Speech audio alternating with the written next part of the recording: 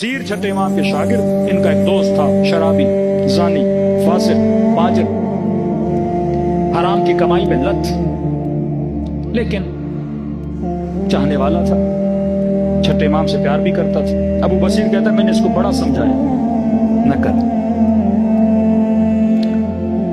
کہنے لگا اب زندگی گناہ میں گزر گئی، اب چھوڑوں گا پتہ نہیں اللہ جنت میں بھیجے بھی کہ نہیں بھیجے، یہ چار چیزیں کر کے ہی مروں تو اچھا ہے۔ ابو بصیر کہتا ہے اس پہ کوئی اثر ہی نہیں ہوتا تھا سمجھانے کا۔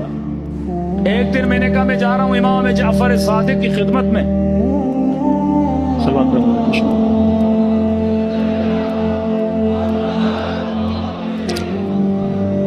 تو اگر کچھ ہو تو مولا کو کہوں تمہارے لیے کوئی علاج بتائیں، ان چیزوں سے نکلو۔ کہ اگر تمہارے مولا نے کوئی راستہ دکھایا تو میرا تم سے وعدہ ہے میں ساری چیزیں چھوڑ دوں گا۔ کہا ٹھیک ہے۔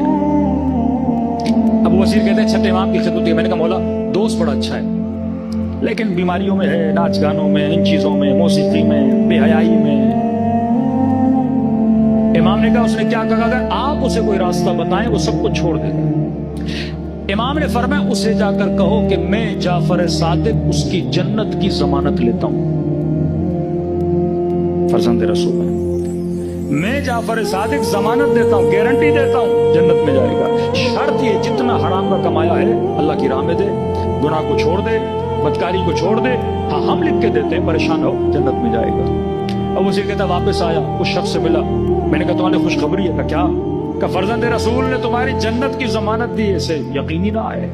کہ جنت تو سلمان کو ملی، جنت تو اصحاب حسین کو ضمانت، مجھے جنت کی ضمانت لکھ کے دیں گے؟ کا لکھ کے دے رہے ہیں کہ وہ شفاعت کریں گے تمہاری اور پکا جنت دی۔ شرط یہ ہے یہ حرام برام برائیاں کیا کر دو، چھوڑ۔ عزم چاہیے نا، ارادہ چاہیے۔ ڈائگنوز ہو گیا اس کی بیماری، معصوم نے دعا بھی کر دی کہ تو عمل کر۔ ابو بصیر کہتے ہیں کئی مہینے گزر گئے، خبر ملی کہ میرے اس دوست کے حالات بڑے برے ہو گئے، امیر آدمی، غلام رکھنے والا، کنیزیں رکھنے والا کا حالات بگڑ گئے ہیں۔ اور بصیر کہتا ہے میں جلدی کیا کوئی ضرورت پڑا تو اس بندے خدا کو دے دوں۔ دروازے پہ دستک دی، اس نے تھوڑا دروازہ کھولا، اندر آنے دے۔ بصیر ابھی نہیں، کچھ گھنٹے گزرے پھر آؤ۔ کہ کیوں؟ کہ میرے بدن پہ لباس نہیں ہے۔ کیا مطلب؟